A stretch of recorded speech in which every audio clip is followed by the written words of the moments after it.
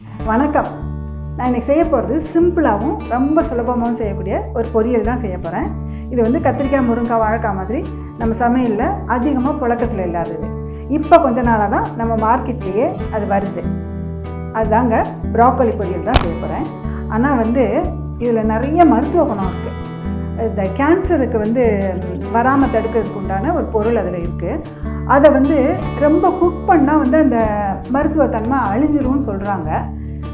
நம்ம குக் பண்ணாமல் சாப்பிட முடியாது. ஏன்னா உங்களுக்கு அது நம்ம வெளியிலேருந்து வர்றதுனால அதில் கண்டிப்பாக ப்ரிசர்வேட்டிவ் சேர்த்துருப்பாங்க. அதனால தான் என்ன பண்ணுறாங்க, இந்த ஃபாரின் கண்ட்ரீஸ்லாம் அதை சின்ன சின்னதாக கட் பண்ணி சாலடில் கலந்து சாப்பிட்றாங்க. நம்ம அப்படி செய்ய முடியாது. நான் அதை நம்ம டைப்பில் சிம்பிளாக ஒரு பொரியல் செஞ்சுருக்கிறேன். ஆனால் டேஸ்ட் ரொம்ப நல்லாயிருக்கு. ஃபுல்லாக அதை விட்டமினும் அழிஞ்சிரும்னு சொல்ல முடியாது. நீங்கள் ஒரு தடவை செஞ்சு பாருங்கள், ரொம்ப நல்லா இருக்குது. இந்த பருப்பு சாதம், புளி குழம்பு, சாம்பார் எதுக்கு வேணாலுமே தொட்டுட்டு சாப்பிட்லாம். கட்டாயமாக செஞ்சு பார்த்துட்டு எப்படி இருக்குன்னு கமெண்ட்டில் சொல்லுங்கள்.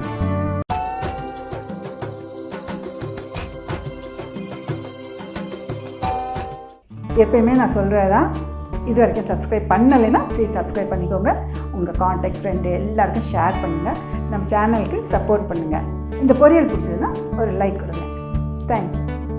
இந்த ப்ரொக்கோலியில் பாதி தான் இப்போ நம்ம எடுக்க போகிறோம்.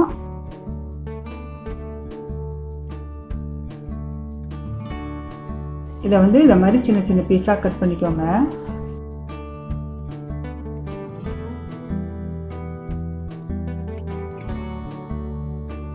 இந்த குடமிளகாலையும் எல்லாத்துலேயும் பாதி பாதி தான் போட போகிறேன்.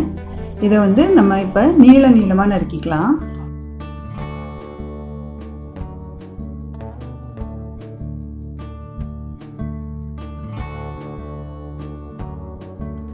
இந்த நடுவில் உள்ளது வேண்டாம், அதெல்லாம் எடுத்துருங்க. இப்படி இந்த மாதிரி நீளமான இருக்குன்னா பார்க்கவே ஒரு அழகாக இருக்கும், கலர்ஃபுல்லாக இருக்கும்.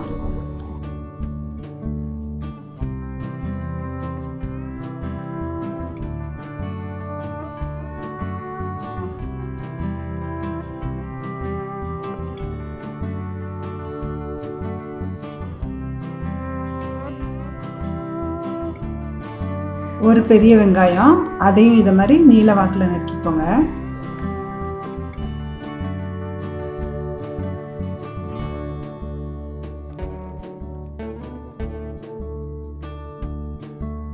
ஒரு 2 ஸ்பூன் எண்ணெய் ஊற்றிக்கலாம். இந்த நறுக்கின வெங்காயத்தையும் அதில் சேர்த்துக்கலாம். இதை நல்லா வதக்கிக்கலாம். இந்த டிரான்ஸ்பரண்ட்டாக வருது பார்த்தீங்களா, இந்த ஸ்டேஜில்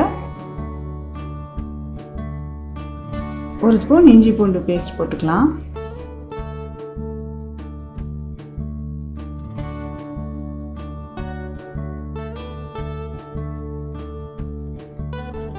இந்த நறுக்கின ப்ரொக்கோலியை நல்ல வெதுவெதுப்பான தண்ணியில் கொஞ்சம் உப்பு போட்டுட்டு கொஞ்சம் நேரம் நல்லா அதிலே வச்சுட்டு நல்லா வடிகட்டி எடுத்து வச்சுருக்கிறேன்.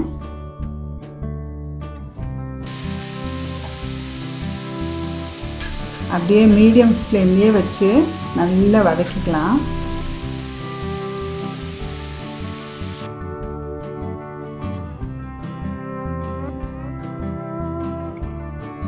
கொஞ்சோண்டு தண்ணி ஊற்றிக்கோங்க. ஒரு 1/2 ஸ்பூன் உப்பு போட்டுட்டு 1/4 ஸ்பூன் மஞ்சள்தூள் போட்டுக்கலாம். அது சீக்கிரமாக வெந்துடும்.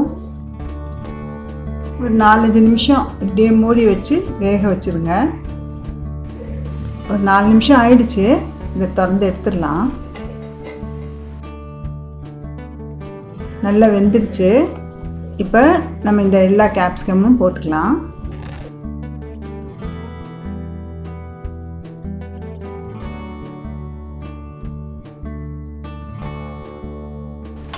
இதை எல்லாத்தையும் நல்லா கலந்து வதக்கிடுங்க.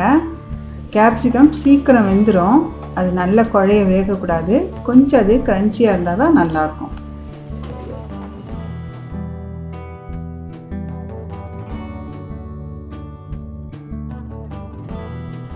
உப்பு எப்படி இருக்குன்னு பார்த்துட்டு கொஞ்சம் உப்பு வேணால் சேர்த்துக்கோங்க. கேப்சிகம் போட்டோம்ல,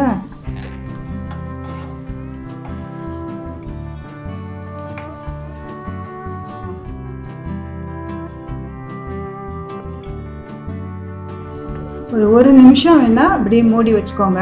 அது எல்லாம் அந்த உப்பு இதெல்லாம் அதில் பிடிச்சி சேரட்டும். எல்லாம் நல்லா வதங்கிருச்சு பாருங்கள்.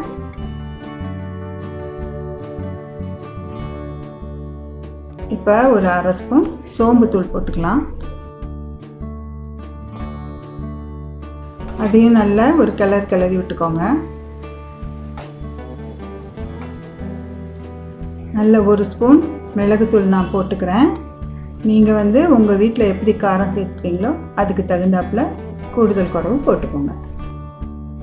மிளகுத்தூள் போட்டுட்டு நிறைய நேரம் வைக்க வேண்டாம். ஜஸ்ட் 1 செகண்ட் எல்லாத்தையும் படுற மாதிரி கிளறி விட்டுட்டு ஸ்டவ்வை ஆஃப் பண்ணிடலாம். மிளகு போட்டு ரொம்ப நேரம் அடுப்பில் வச்சா அது ஒரு கசப்பு தட்டிடும். விருப்பம் இருந்தால் 1 ஸ்பூன் தேங்காய் எண்ணெய் ஊற்றிக்கோங்க. அந்த மிளகுக்கும் தேங்காய் எண்ணெய்க்கும் ஒரு ஃப்ளேவர் கொடுக்கும். அதனால் நான் இதில் சேர்த்துக்கிறேன்.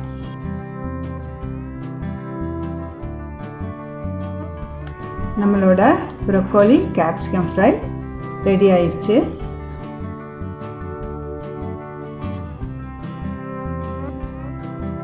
நீங்கள் இதை செஞ்சு பாருங்கள். பார்த்தீங்களா, ரொம்ப குயிக்காக, அவ்வளோதான். இதில் வதக்கிறது மட்டும்தான்.